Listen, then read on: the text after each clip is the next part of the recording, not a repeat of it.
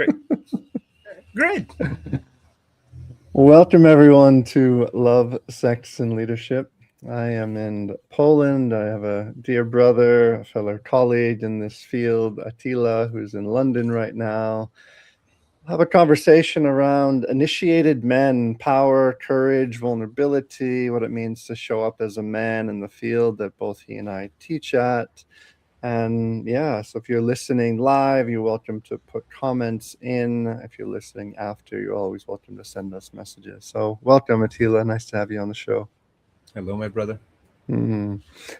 So I'd love to actually get started. I mean, you and I, we've known each other in periphery. We taught a training together last year in Seattle, which I really enjoyed. And I'd love for you to just share a little bit about your background in terms of, as a doctor and kind of what's been the journey to bring you to where you are now. I mean, obviously not the whole life story, but what are some of the key pieces that really feel important, especially around key initiatory moments in your own journey? What's alive Yeah. for you with that? Hmm.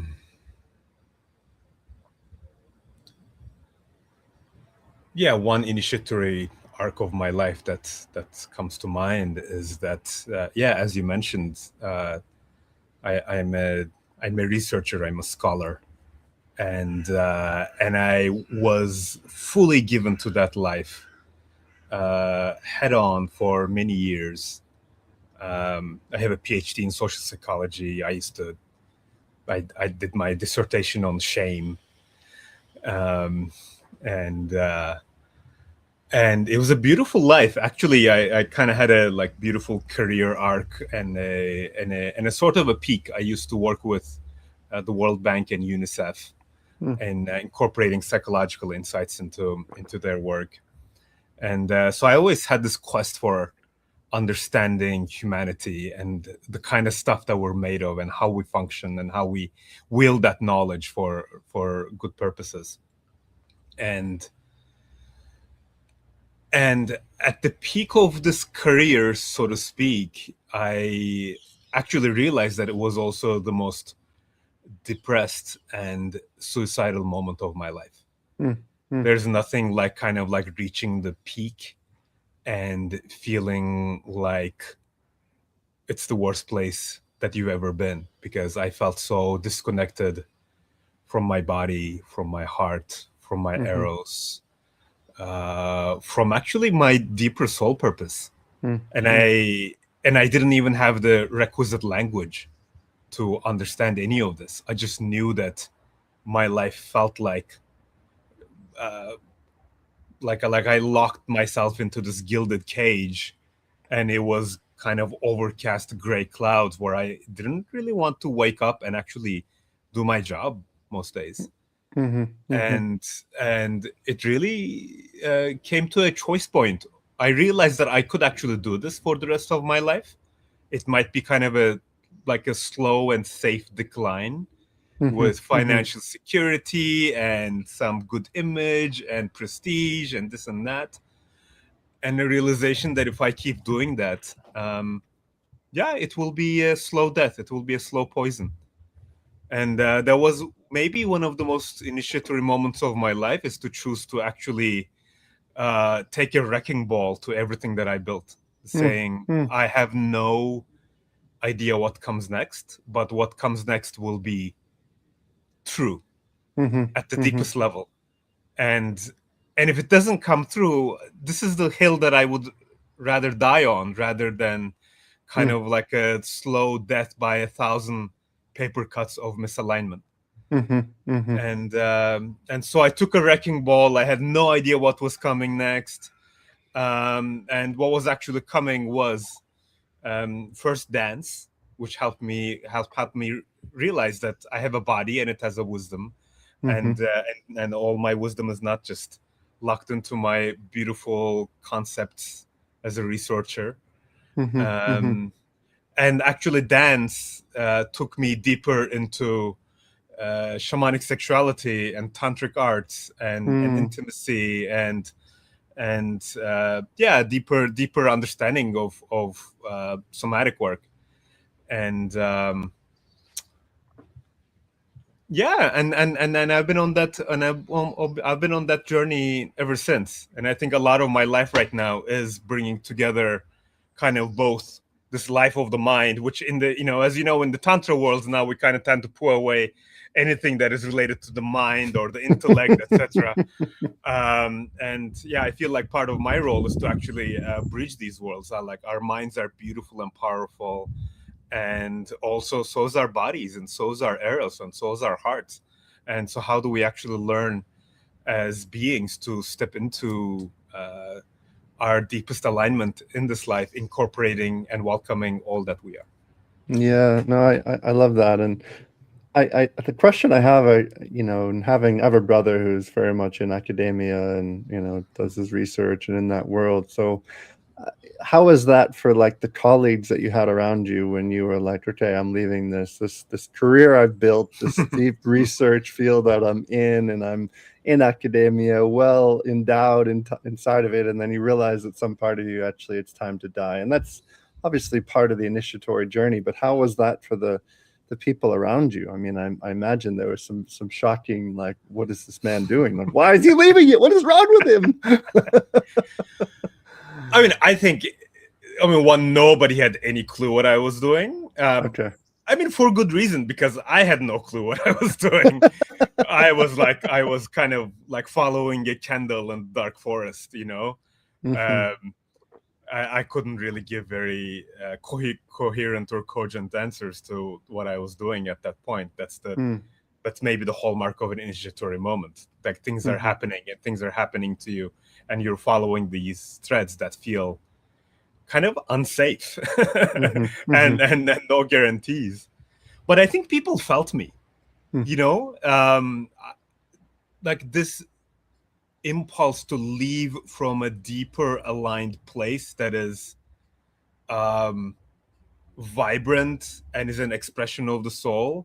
Hmm. Like I think people who aren't doing that can kind of like people can sense it when soul is in the field, even though none of us can fully articulate what's happening. So I think there was a sense that people were horrified by my life choices, Hmm. Hmm. but at a deeper level, they kind of got it. Hmm. And at a deeper level, they were kind of envious of it. Hmm. Hmm. Like I think probably most of my colleagues did yearn to also take a wrecking ball into their own lives. Yep. Yep. Even though it's like for reasons that none of us could like really fully articulate and understand in ways that I can actually understand what was happening For in sure. retrospect now. Yeah. Yeah. I mean, I remember when I made a few decisions to leave the shipping world, but when I made that last decision, it was like I could feel there was a deep death happening, and also a lot of people around me that were like, "What? Like you're making good money. Why would you leave that? You have a lot of time off." And there's a deep knowing. There was that deep Yeah. knowing at the soul level, as you say. I'd love to hear, your thoughts, as you mentioned your understanding of the mind, and I feel like I'm a deep scholar of the mind as well, and Yes, you understanding are. like why we are here and what's going on in the world, anyways. But I'd be curious to hear your perspective on how mind relates to the association to power in our world, especially with a lot of male bodies at a strong intellect leading, the social world, the political world, all these different pieces, and where absolute power corrupts absolutely. Yeah. That point. I'd love to hear some thoughts on that perspective, especially where we are right now as a culture. And this to me is one of the big impetus to why I do initiatory work for men, because it's to Mhm. get out of the mind, but recognizing the importance of the mind in the world that's been co-created. So how do we bridge this gap? How do we bridge the gap to not just be embodied dancing people on the dance floor, but actually assimilating and accumulating the pieces that are necessary for our mind to dance well in this world? Yeah. What a sexy question.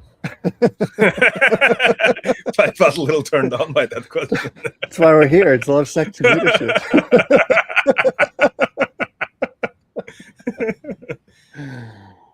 So to me, the question is, who is the master.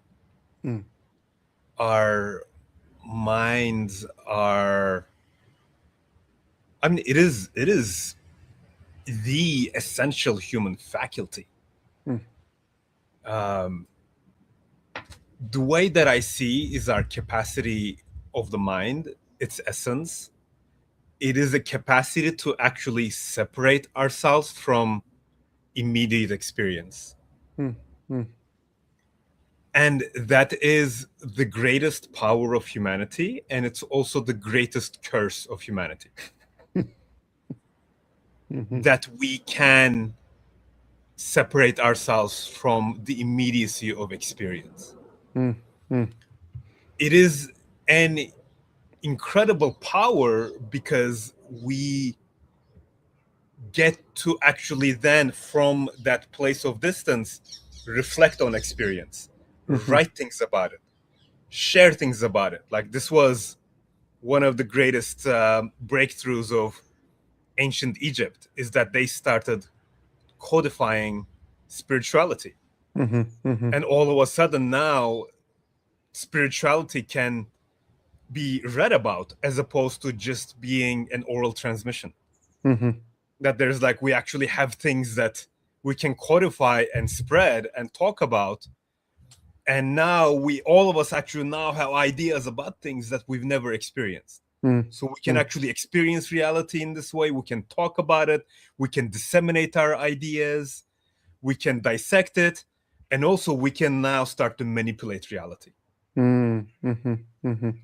And that is basically like humanity. We, in that essence, we are expert, masterful manipulators of reality. Like, Mm. that's what we are. That's how we have come, for better or worse, to where we are. Mhm. And of Mhm. course, the downside of this is also just as obvious, which is that once we have separated ourselves from reality, we've kind of forgotten to, like, we've forgotten how to stitch ourselves back together. Like, we actually have developed a lifestyle of living in a level of abstraction. For most of us, as we are having this moment, there's like a narrator on the side who is giving us kind of like account of this moment, almost like Mhm. an evaluation. Like, okay, how am I doing? Am I giving the right answer? Is this accurate? Is this accurate? It's like, yeah, like, it's even during sex. Mhm. It's like Mhm. you're like having this gorgeous, maybe like life-changing sexual moment, and the narrator that's just like, how am I doing? Am I like performing in the right way? Am I like showing Mhm. up to this in the right way? Mhm. Mhm. And this is especially true for the male psyche. Mm. Is, Mm. whether, like, it's part of biology or the socialization and the culture. I'm not going to get into that, but males especially tend to develop extremely powerful minds. Mhm. Mhm. And this means that men become expert manipulators of reality, and a reality that they are not really fully experiencing from the inside. Mm. It's almost like being a guest at your own wedding. Like, you're like supposed to be having this amazing moment, etc., but off, like, there's a part of you that's off on the side, that's kind of like actually analyzing it. Mhm. Mhm. And this is horrible. Like, it's like tragic. And do you feel like men who are so, male bodies who are so deeply entrenched in the mind, into the analytics, into the logic, reason, understanding, especially now with our AI world, do you think there's a part of them that is consciously not aware of how disembodied they are, or like that they don't know anything else? Like when you actually started to dance, and I love that expression, like you came from this research world and you just found yourself on the dance floor, like there was obviously some aha moments coming in of like, whoa, this is in the body. So do you feel that the world that is so driven in analytics and having this need to comprehend the world around doesn't even necessarily know what embodiment like Hmm. feels like or looks like? Or do you think they're actually afraid of it and they're consciously afraid of it? Hmm. Hmm. you know um, I did not dance a Hmm. single time in my life until I was 35. Wow. Wow. Which, you know, if you know me and if you know my life now, like, you would think that that's crazy, because dance is like, you know, it's like one of my main like businesses, and also paths to God, and I spend so much of my life dancing now. And you know, I think I was exemplary of the male psyche in many ways, because it was like yearning mixed with terror, mixed with a feeling of like, I don't want to do anything that I'm not like really good at. Hmm. Mm-hmm. And I Mm-hmm. think so, you know, like as men, we're often trying to project like, we've got this, we're kind of good at this world, like I'm a competent being. And so if embodiment and somatic work and slowing down or movement, if these aren't your wheelhouse, and if you spent your entire life uh, training your mind to be more and more powerful and accurate, then stepping into these things in kind of messy, imperfect ways, it can be terrifying. Mm-hmm. Mm-hmm. I mean, I think there's a part of us that is like that. That was my case, actually. Like, there was a deep yearning and a deep terror at the same time, which, at the end of the day, kind of the terror and the yearning just held hands and just walked me onto the dance floor. And Dance together. yeah, totally. And that's my impression of, like, I'm curious about your answer. That's my impression of the men that we work with. There's a lot of yearning. I mean, Mm-hmm. especially now that these some of this language is becoming a little more well known, a little bit more mainstream. People have a lot of um, yearning and desire to live in more embodied ways, but that bridge, how to do that, is really terrifying, because in the beginning it's vulnerable. In the beginning, it also means that you get to feel your feelings. In the beginning, it gets to be messy. In the beginning, you get to look like a fool. In the beginning, you like need to ask for help. You know, all these things are just kind of, for many men, it's like your worst nightmare. Like being Sure. vulnerable, messy, imperfect, asking for help, feeling your feelings. It's like, like, kill me now. Come join us. This is what we do.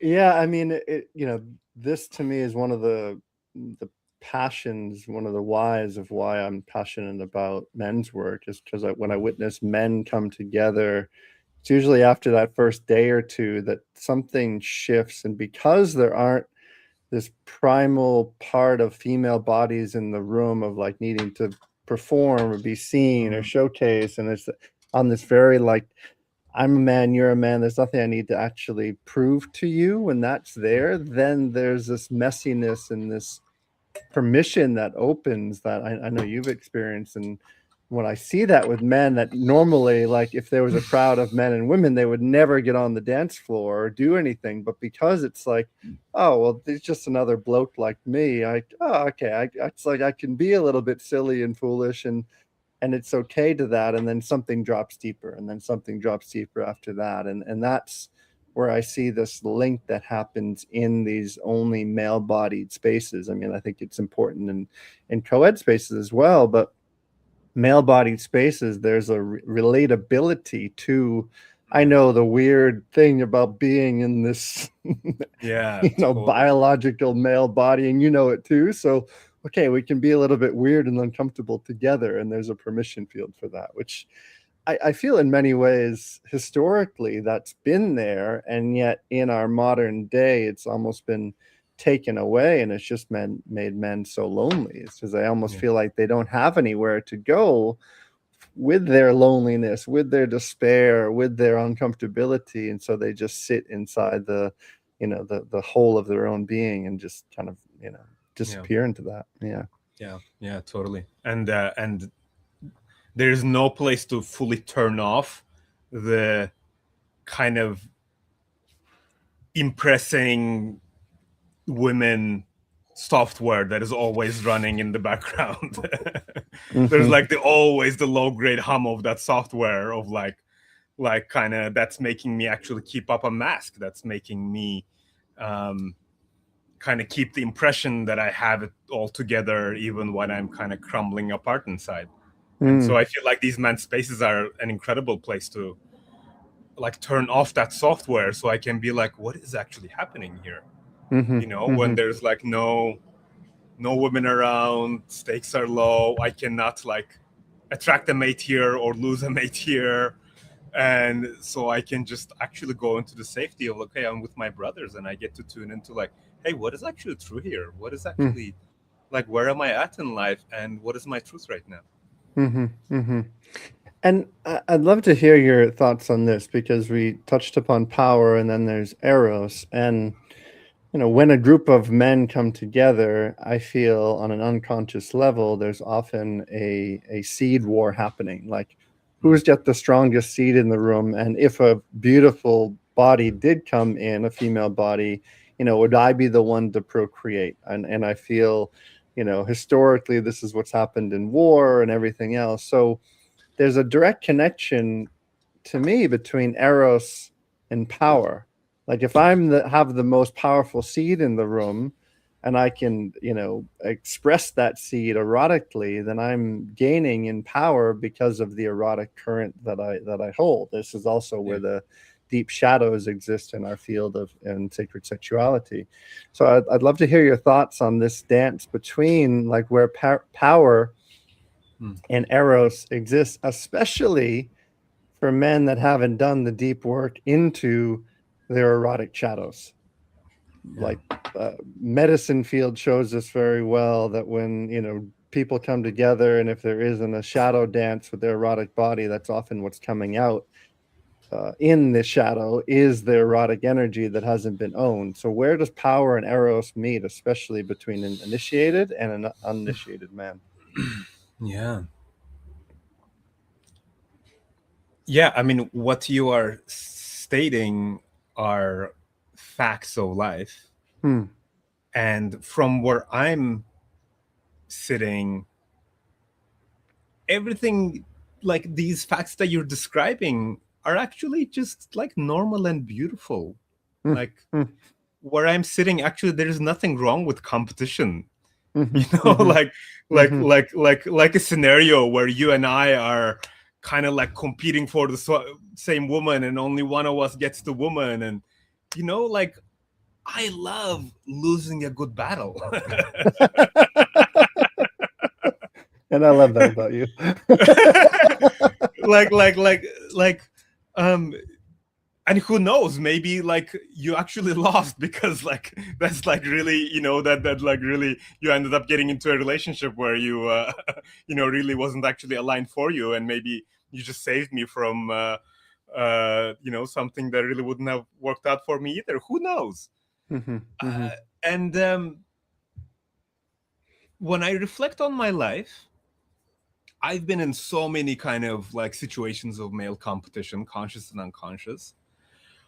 I can say right now is that one of the main forces that is propelling my life forward is having powerful rising men around me who have my back, who call me into account, who trigger me with their power, who make me envious with their power, who give me something to aspire to, who look up to me, but who also cross thresholds that I haven't crossed, so I also look up to them.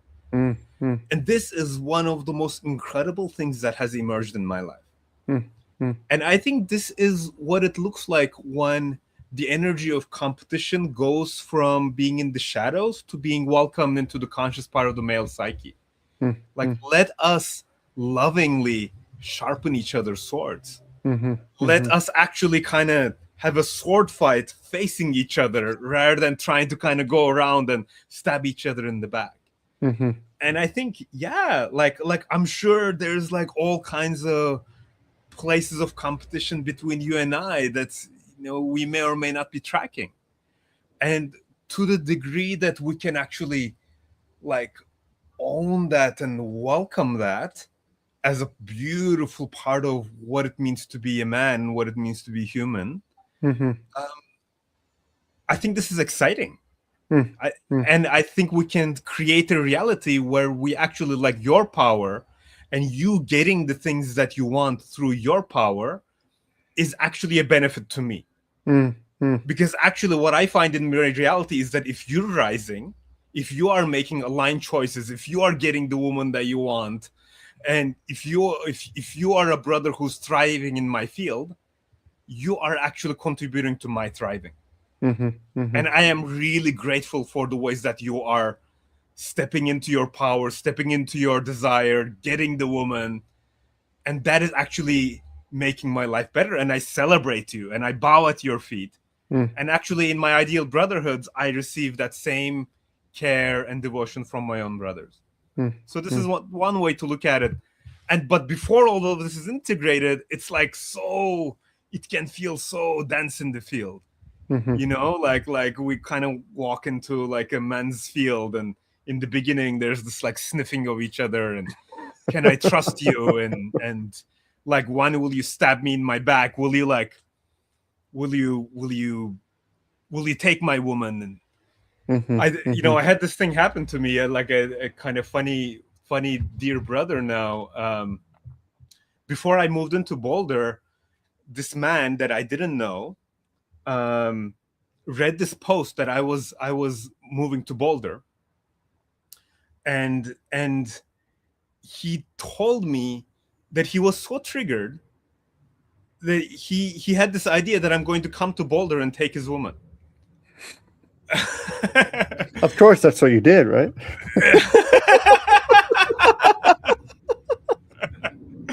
Well, yeah, like actually, when I first met her, like it was just like, hey, I turned to her and I'm just like, hey, you just so you know, I'm here to take you.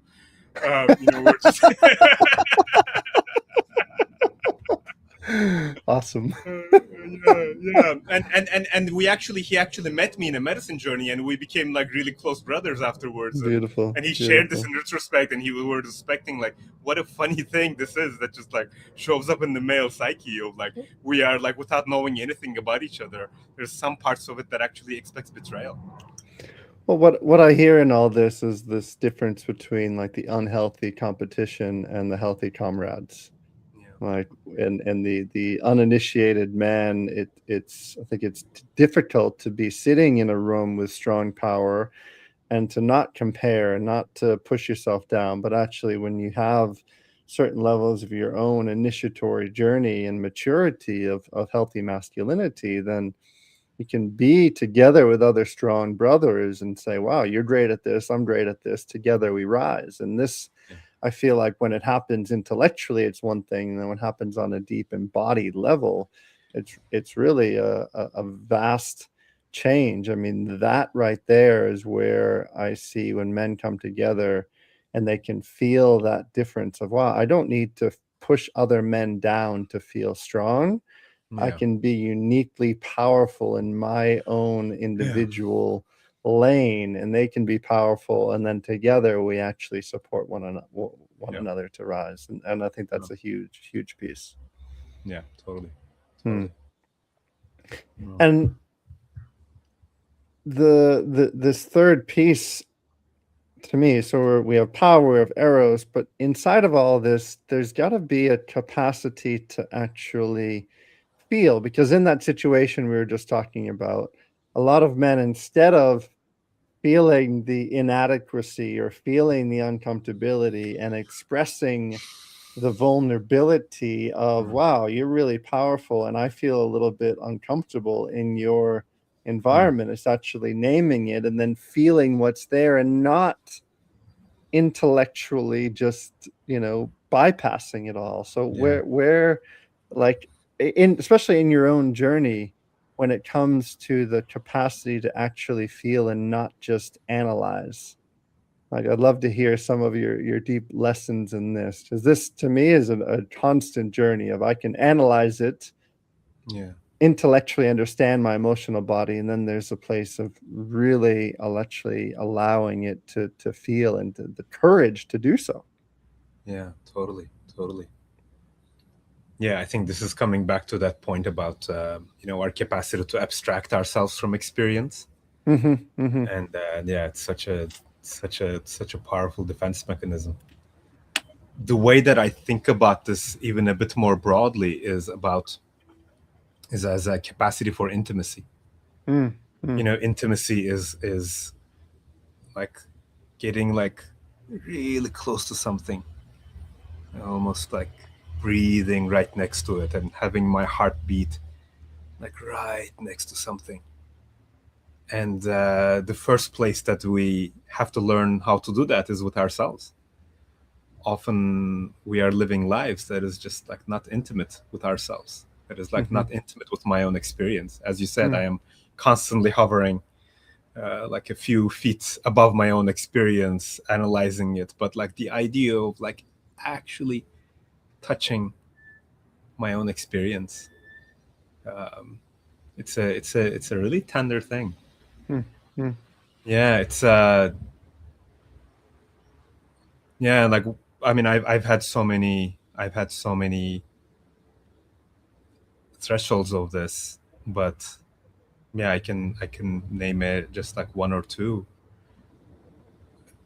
Yeah, there was one moment where, yeah, by most standards, I would say that like there was a lot of like darkness in my childhood. There was just a lot of like really experiences that I had were just really deep and black. mhm, And mhm, at some point to step into becoming the man that I need to become, mm, there is like a depth of blackness that I needed to touch in my own being. mm, Like there is a place in my being that is like this desolate black desert of despair where like there is nothing that grows there. mm, mm, And it was almost yeah, it's such a hard place to go because like touching the places in you where there's no hope, mm, mhm, it's very tender. Like where do I go from there? Because mhm, another part of the male psyche is the need to fix things. What do you mhm, do with like a deep dark endless desert where nothing grows? Like mm, how do you fix that? And in my own actually medicine work, there was a deep place to unearth, to kind of touch, acknowledge the existence of that in my own psyche, and actually feel the full depth of despair that I've mm, been carrying in my being, that since childhood. Like there's a part of me that like I'm just kind of marching forward, creating, becoming a leader in the world, and there's a part of me that is always whispering, "That's bullshit. That's bullshit. mm, It's mm, all for nothing." mhm, And to really touch that blackness and to feel it and to grieve it, and to also grieve where it came from all the violence and the pain and other things that I experienced, and to just like really hold that part. mm, And when I started actually getting really intimate with that deep dark desert of despair, mhm, is it started opening wells of emotion, mm, and it started also opening wells of power, because that kind of a desert also has a lot of wisdom. mhm, mhm, And yeah, it was actually touching that, even just recognizing the existence of that, how much it's holding me back, mm, and how much it has the power to actually keep imparting me deep wisdom about life. Was one of the like really really really big initiations of my life. mm, mm. Yeah. Beautiful. Yeah, I can definitely relate to the navigating through the darkness. I mean, there's a few life-changing moments for me of meeting that darkness and, not choosing death and choosing life Yeah. that propelled me forward. I'd love to hear, to a man listening or someone who's navigating those dark places, especially to male bodies. I mean, you looked at like through COVID, male suicide rates skyrocketing, and a lot of men being alone with so much and in those dark places. What do you say? I mean, to a man who's in that, who doesn't necessarily know how to be with the intimacy of that darkness, because that's uncomfortable. That's like scary. That's meeting death right knocking at the door saying, are you really alive? Are you really here? And I'd Yeah. love to hear, some thoughts or perspectives on that for men who are navigating those places. Yeah. Thank you. Hmm. Yeah. The first uh, invitation that comes to me is one. I know it's hard, but it's really a gift. Hmm. Hmm. Like, it's really a gift. Like, I don't think there is any way to deepen and become the man that we're becoming without those places actually really surfacing. Hmm. Those places are what season us and make us true and sharpen our blade Hmm. and actually help us show up in the world with integrity. Hmm. Like, there is deep wisdom in those places. So those places that feel so hard, and in the moment it might feel like, oh, like I don't even know if I want to be living. Hmm. Hmm. Those, like, without exception, those are the moments of my life that I am most grateful for right now. Hmm. In Hmm. retrospect, Hmm. those are the moments of my life that have most contributed to who I am today and who I get to show up as today. Hmm. It was the best of times, it was the worst of times. So the question is, how do we actually enter that energy rather than actually checking out? Because, actually, yeah, staying in those places for too long can be extremely hard and extremely dangerous. Hmm. Hmm. So my second invitation would be, don't try to fix it. Like, don't try to rush it, don't try to fix it. And I feel like our trying to fix something that is unfixable is what creates a lot of the suffering. Hmm. Hmm. Like, when despair or confusion or lack of direction arrives, like, it's like a stormy ocean that is wanting to reveal something. Just like, stay with it. Stay Hmm. with it. Don't try to kind of like create the 5-year plan out of your, suicidal despair and depression. Just like, actually stay with it. Hmm. Hmm. And so then, how do we stay with it? And I think a really key part of it is actually asking for help. Hmm. Hmm. And it's not actually professional help, but actually just reaching out to friends or family and just saying, hey, I'm sitting with despair, everything just feels so dark, I Hmm. don't need to be fixed, Hmm. I'm not broken, or maybe I feel broken, but I want to feel not alone in this. Can you be next to me for a Hmm. day, or for a month, or for a year, as I journey through this? Hmm. And I think the feeling of I'm not alone in this is a game changer, Hmm. because we feel like our suffering is so unique, and that, like, there is a particular brand of shame that comes, especially with the male psyche, in those places of like, oh, like, I am particularly useless and I don't know if I even deserve to exist. Hmm.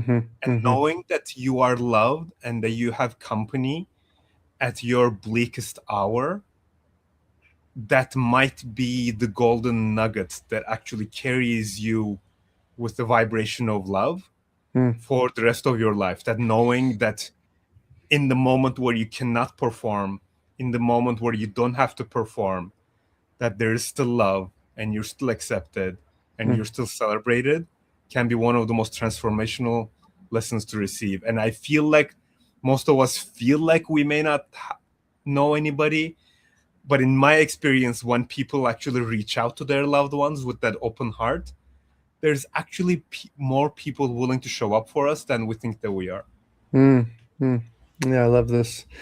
Yeah, and I can also see, in the male psyche how challenging that moment is from a place of, if they're reaching out to individuals that they're the protector and the provider and the supporter for, that can be especially challenging for their own ego to actually Yeah. admit that they're in a low Yeah. place. And that's the medicine. That's the medicine of recognizing, wow, I am the provider, I am the protector, I am supporting my family and my loved ones, and I'm not perfect, and I have vulnerabilities and I have difficulties. I mean, I look at this dance, in my current partnership. I mean, 80-90% of the time I'm in my provider, protector, Mm. supporter, financial, taking care of things. And it's those like 10% of moments when either she can hold me or I can share, and she just meets me in such like compassion and love and non-judgment. There's a part of me that's like, oh, it's so Ah, nourishing, because I had partners in the past say that, yeah. but then in that 10% of the time when I would share in that way, it was like judgment and ridicule and blame would come in, and I was like, whoa, that's just, it Yeah. would do the exact opposite of sometimes what they would want. So I feel extremely grateful to have like the context I put in that is, in those moments I feel like my feminine can lean on her masculine in a Yeah. way that feels nourished. And it's not often, but it's in those moments when it happens and I feel received that I say, wow, this is like meets a part of my heart that is Mm. so thirsty for that. I feel Mm. so nourished hearing that. Yeah. and and like the flip side of that is that like when your feminines start competing with each other, Mm. right? Like Hmm. there's some like some part of your feminine that is like desperately wanting to be held, and then her feminine actually hasn't felt safe and held enough, etc. And now your feminines are both like, well, which one of us had like gets to have a place? And For sure. And I'd love to actually go there, because this to me, feels like such an important conversation. Like in one of the, the retreat, we'll be teaching together in Colorado. Two big pieces I look at that is like the strong dark masculine. How do we like sharpen that sword? And then secondly, how does the man's feminine like have initiatory spaces to grow up, mature, and learn? Because what I often see, and I'd love to hear your thoughts on this, is that in relationship, often the female body is asking a man to be more expressive and to be more, in his feeling body. But then when he does, it either does what you're saying and then it's two feminines competing for each other, or the masculine and the female body just becomes ridiculing and blaming and shaming on that younger, mature, immature feminine in the male body. So like what are your thoughts on this? Because this is another reason I love men's work, is because it's an initiatory space for that inner feminine to grow up with yeah, other male bodies. In the feminine that's in all of us can actually relate to that energy. But I'd love to hear some of your lessons and learnings with your feminine energy inside relationship and how you've been navigating that. yeah, yeah.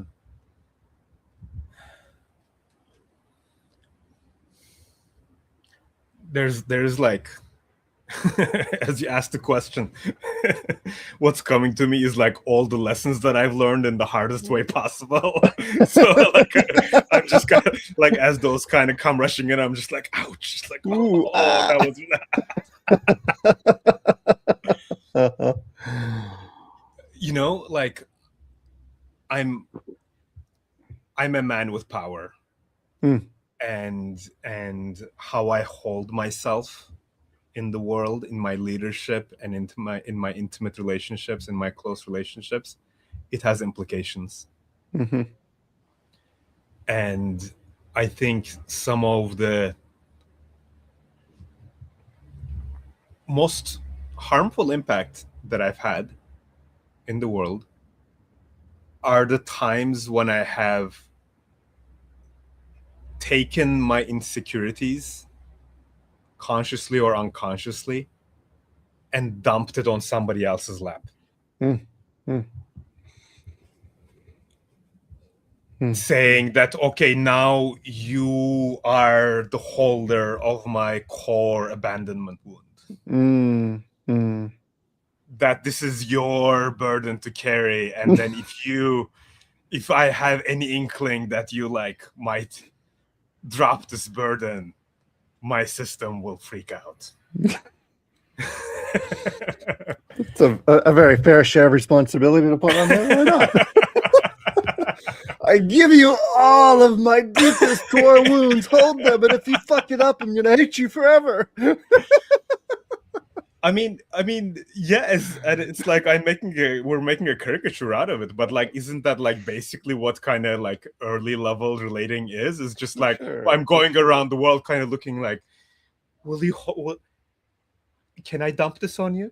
Can I dump this on you? Are you are you the right person to hold all my core wounds? Like, that's like essentially like what we're looking for. And that's like after kind of like an initial like flirting and kind of like, idealization of each other, etc. After, once we start getting comfortable with each other, we start entering the dumping phase of just like, okay, like now that I feel enough safety with you, I can start dumping. And yeah. And like, as a powerful man who has impact, I notice that in the times that I have done that, it creates tectonic reverberations in my relational field, where it creates a profound lack of health, as if I make somebody else the bearer of my own securities. So that's one side of the coin. I am ultimately responsible for my own path, for my own integrity, for navigating my own wounds. But the flip side of it is that I don't have to do it alone. Like, what I learned is in my intimate connections, brotherhoods, loverships, partnerships, etc., if I hold my own shit and if I bring it into my partnership, if I actually reveal myself, if I don't make anybody else responsible for what I'm holding, but if I allow people to hold my hand while I'm navigating this, it's actually not dumping, but it's a really, really big gift to myself and to other people. Like, people don't like it when I dump my shit onto them, but they love to hold my hand while I'm facing my own demons. To the degree that I take responsibility for my own demons is the degree to which people can safely and comfortably hold my hand and have my back while I'm doing it. And I actually don't have to be alone when I'm doing it. And what this looks like is like, okay, I'm facing my money issues. I'm facing my financial insecurities. I'm not gonna like dump this onto your lap, but I can own this. I can acknowledge this. My financial insecurities and my money issues don't have to kind of be living in the shadows. But as a man, I can square up, turn towards it, vibrate with it, feel all the insecurity and tenderness around financial insecurity, feel the like, all the yucky feelings of like worthlessness and incompetence and whatever that comes, but I'm actually facing it. I'm actually turning towards it. And when I actually welcome people into that of just like, hey, hold my hand and have my back as I'm fully owning it and facing it, whatever domain of shadow around money and power and sexuality and insecurities and competition and whatever that is, it's like man, woman in my life, they're here to have my fucking back. And they love to be let in, because that's, another thing of like the male psyche is it tends to isolate itself. So when women say like, oh, like I want men to feel more, etc., I don't think they're saying, hey, like I want my man to dump all his insecurities onto me. But they're saying that like, hey, if you let me in, I can walk this path with you, as long as you're taking self-responsibility for your own demons and not dumping them on me. That is what I found. That is like a very clear path through this dichotomy that actually just works. Hmm. That actually Hmm. just kind of like is works. And for sure that works, and the courage to take responsibility for that which is coming out, and not, blame and shame all of the power and the money and the sex issues onto someone else. I mean, that requires a capacity to look at it and realize, wow, I've attracted this in my life. This is my classroom for evolution. This is the things coming at me. And in general, I don't find that that's a typical attitude of the male psyche. It's, Yeah, push that aside. I have a goal. I can't feel that. I don't have time to do that. I have things to do. But yeah, to sit with the vibration and the uncomfortability of those pieces, and actually let someone witness you in that, like, that's beautifully profound. I wish more men would do that on the planet. It would be in a yeah, very different world.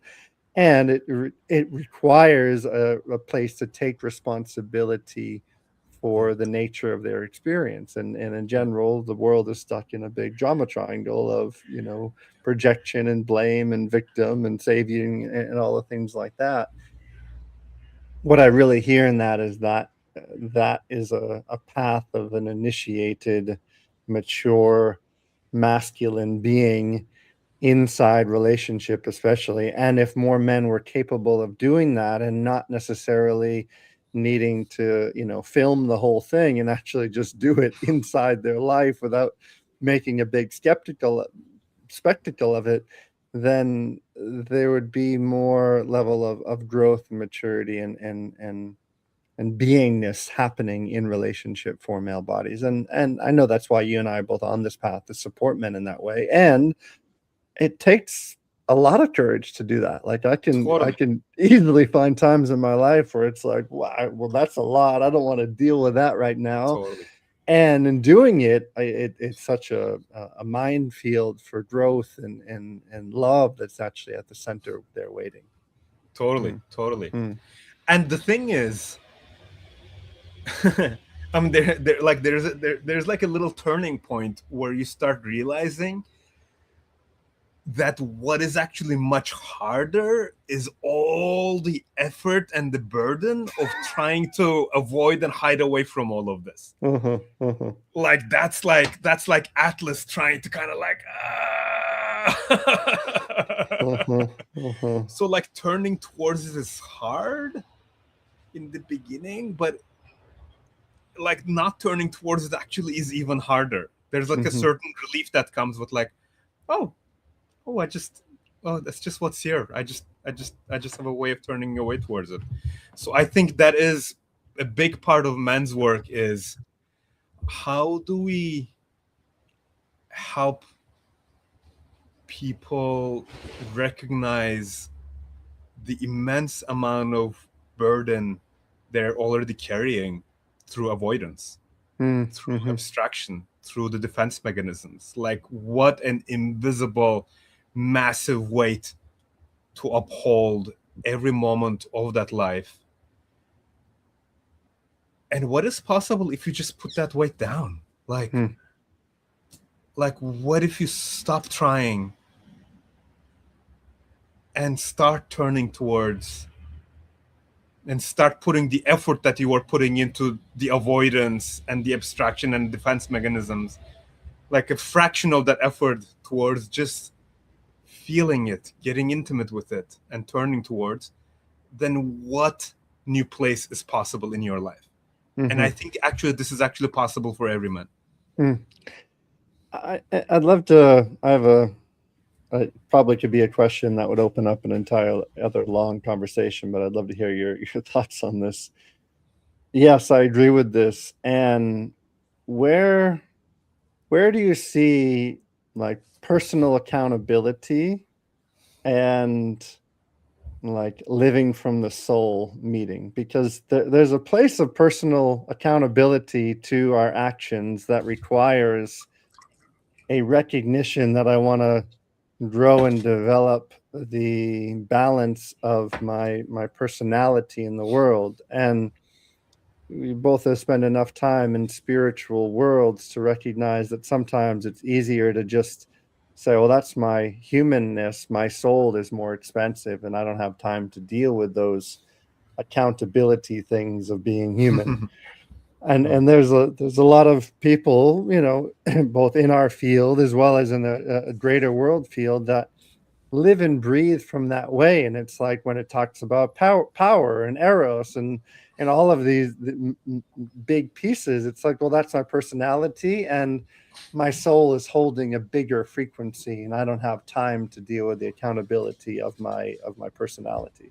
So I'd love to hear like what your take is on, especially with male dominant powers that easily can hold a manipulative intellectual thread of the personality in the reference point of the soul, and where this actually distinguishes the very thing that they're trying to land in the world. So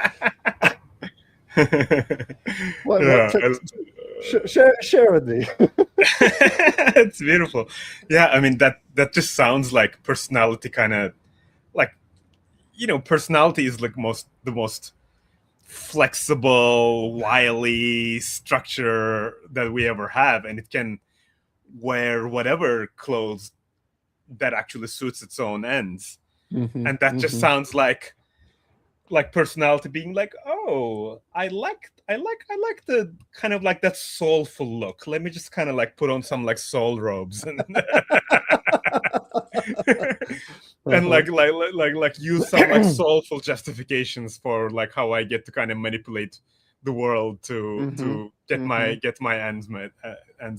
And actually, yeah, in our fields, for personality to wear soul robes and use soulful language, it's very effective. It's like a very successful personality survival strategy. I mean, it's mm-hmm, like like in terms of like personality ego survival success, like good job. Like it's kind of like doing a good job kind of manipulating its way into like soulful language. mm-hmm, mm-hmm, um and honestly, like, my perspective is that no matter where we are at on our journey as leaders, as initiates, as people who are dedicated to a soulful path, we can never ever take our eyes off this ball. mm, Like, like, like it's fun to kind of like laugh at this together, and I'm sure there are like ways that we're doing it. mm-hmm, mm-hmm, Like it's very because that's just like the nature of like this dance of personality and soul, is that they're always kind of like trying to get the better of each other. And actually, like, I don't have a single mentor that who's not authentically also grappling with these same issues in their mm-hmm, best. And actually, I do not choose mentors who are not grappling with this issue, who pretend somehow that they're above mm-hmm, the kind of like the trapping and the manipulations of personality. mm-hmm, So to mm-hmm, me, it's less about how do we transcend this question and more about like how do we own that, like, this question will keep coming up, and we actually enter this with humility. mm-hmm, I mean, most accurately, like, actually, my soul, the way that I experience my soul, it actually loves to get down into the earth and get deep and dirty and messy.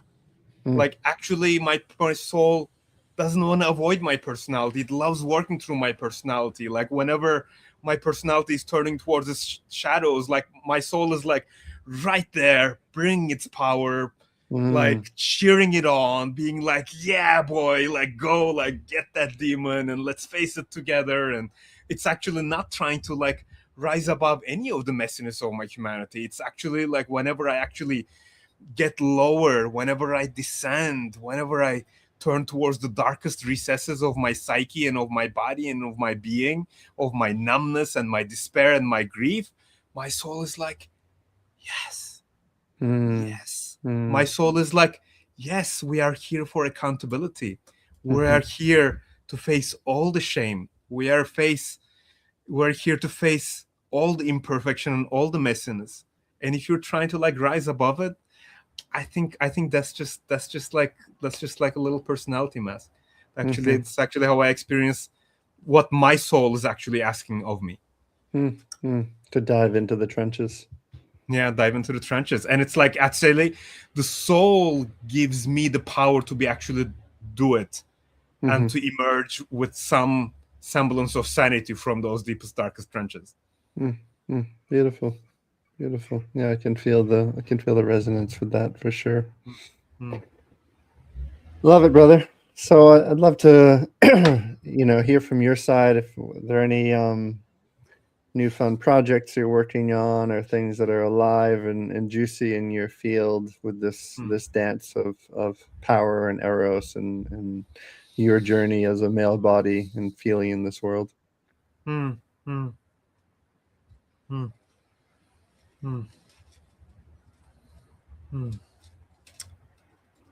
Yeah, thank you for asking. Mm, Uh, mm. Yeah, I think like my deepest project right now is there's something about in previous times we used to create artificial containers of initiation, mm, and I feel like now the world has become an initiatory cauldron. mm, It's like living in this moment of human civilization history means that we are going through a massive initiation regardless of whether we want it or not. mhm, mhm, And I love the work that we're about to do together in Colorado in October, mhm, not because it's like creating an artificial initiatory cauldron and that's needed, but it's actually helping men tune into the initiation that they're already going through mm, in a mm, contained environment. It's mhm, like it's like a container that can help people make sense of the deep initiatory process that they're being subjected to, whether they like it or not. mm, And how do we make sense of that? And how do we actually, instead of running away from it or try to kind of sanitize it, how do we actually fully enter it and fully harvest its gifts turn and towards it. Yeah. turn towards it? And I think that's my deepest work right now. Mm, That's my deepest work right now is creating different kind of containers, whether through dance and through Eros, through connection, through leadership work, through purpose work, through deep medicine work, to actually help people align with the initiatory process that the world has very lovingly and somewhat non-consensually, but also deeply consensually brought to their doorstep. Um, and yeah, the biggest kind of newest project that I'm working on with that is something called Primordial School. It's mm, actually bringing together all the uh, different work that we've been doing around leadership and intimacy with death, mhm, and connection to Eros and connection to the earth and connection to magic and connection with like the deep lineages that we've started working with. And so actually Primordial School has been kind of the umbrella that I've started working a lot of my new projects under. And yeah, very kind of humbly, that's the humble threshold that I'm bowing at to see kind of what it wants to become over the next few years. beautiful. Love that. Love that. And yeah, also I appreciate the framework you put there around, life, whether you're in a container or retreat or not, is an initiation right now. And, like this upcoming training in Colorado is just a place to support, especially male bodies, to put more context into an initiation Yeah, that's already happening. So yeah, totally. beautiful. Well, I'm excited to create with you, to weave with you, to feel the potency and the power of what happens as a few um, powerful men come together to support other men in this way and see what emerges from that mystery. So yeah, I appreciate Yeah, the the man you are in the world and the work you're doing in the world. And it's a pleasure to have you as a colleague and brother in my life. Yeah, same here, brother. And Yeah. this Colorado training will be our deepest dance together, also. And you know, we co-facilitated ISTA together, but that's like a little bit different. And yeah, there's like a lot of intimacy in going so deep into men's work, and yeah, it's really one of the deeper things that I'm looking forward to in this fall. Amazing, amazing. So, if any of you who are listening want to find out more, we'll put a link below. But that's the initiation journey. It's happening the last week of October in Colorado. Thank you, Attila, for your time today. Enjoy your day. Those of you who are listening, maybe for the first time, this is Love, Sex, and Leadership. Please like, comment, or subscribe wherever you're listening, whatever channel, and we'll see you next time. Thank you all.